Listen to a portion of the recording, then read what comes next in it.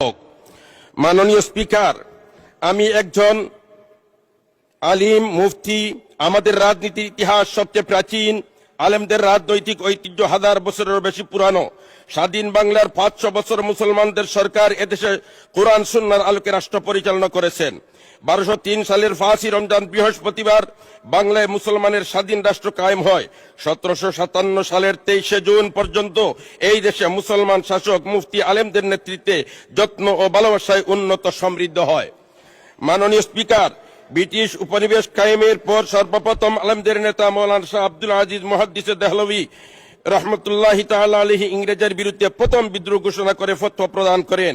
ভারতবর্ষের আজাদী শব্দটি সর্বপ্রথম তার মুখে উচ্চারিত হয়। আমরা বাংলাদেশ আলেম সমাজ তারই উত্তরসূরি। মাননীয় স্পিকার, আজকে আমি অত্যন্ত শ্রদ্ধার সাথে স্মরণ করতে হচ্ছে 13 সালের 5 মের শাপলা চত্বরের শহীদদেরকে। আমি শ্রদ্ধার সাথে স্মরণ করি 91-তে এই দেশ স্বাধীন করতে যারা রক্ত দিয়েছে, শাহাদত বরণ করেছে, তাদেরকে শ্রদ্ধার সাথে স্মরণ করি।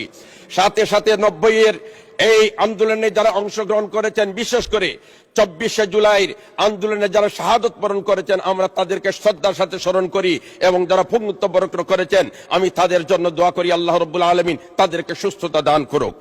মাননীয় স্পিকার, আমি শ্রদ্ধার সাথে স্মরণ করি এই সংসদের মাননীয় সদস্য ছিলেন আমার নানা সদ্য হযরত মাওলানা উবাইদুল হক উজিরপুরি, যিনি ছিলেন একমাত্র ইসলামী ঐক্য জোটের বাংলাদেশের প্রতিনিধি। ঠিক তেমনি ভাবে আমি খেলাফত মজলিসের একমাত্র বাংলাদেশের প্রতিনিধি।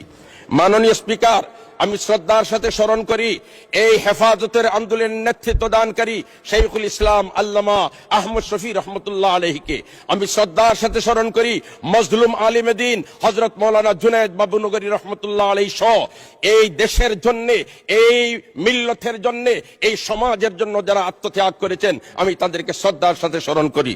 মাননীয় স্পিকার, আমার নির্বাচনী এলাকা জকিগঞ্জ খালাইঘাট,